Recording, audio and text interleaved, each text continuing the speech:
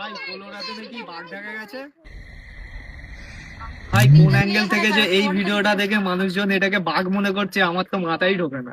মতে এটা হয়তো একটি মেছো বিড়াল অথবা ফিশিং ক্যাট হতে পারে, যেটার বৈজ্ঞানিক নাম হলো প্রায়ানেলুরাস বিবেনসান।